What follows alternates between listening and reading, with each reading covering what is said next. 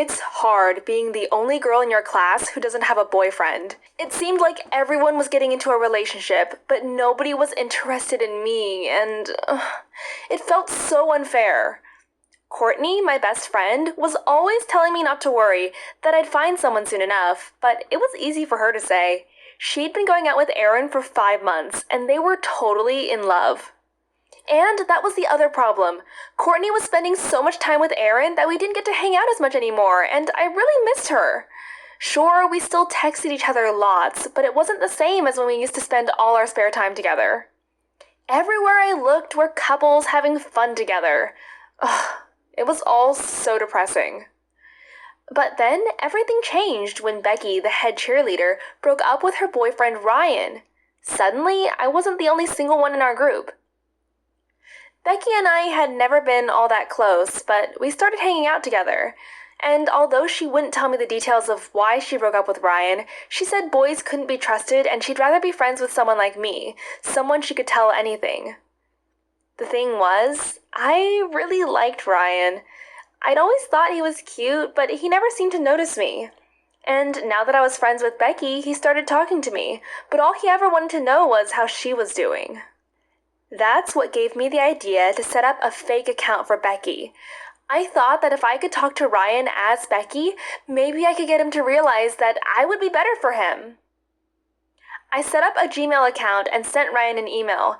I told him that I was still mad at him and didn't want to talk to him at school, but maybe we could sort things out over writing. As soon as I sent the email, I felt sick to my stomach. What if he didn't believe it was Becky? What if he figured out it was me?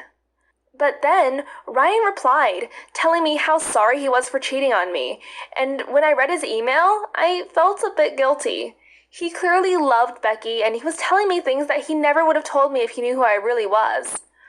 At the same time, I loved that he'd written to me. This was something special, just between the two of us. I knew that I'd eventually persuade Ryan to ask me out, and then I could stop pretending. I wrote back straight away, and we started exchanging emails. I spent every spare moment composing messages, choosing exactly the right words to push him in my direction. Everything was working just how I planned. Ryan seemed to get the message and started asking about the real me, and whether I thought I'd say yes if he asked me out. At last, it was time to put the final part of my plan into action.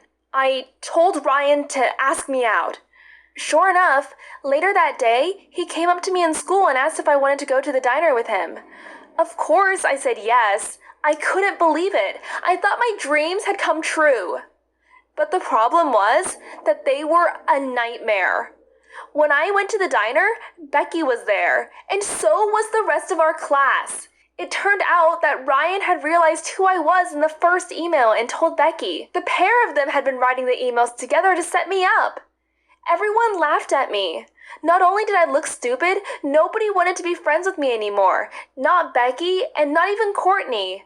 Ryan and Becky started dating again, but nobody would even think about dating the girl who pretended to be someone else.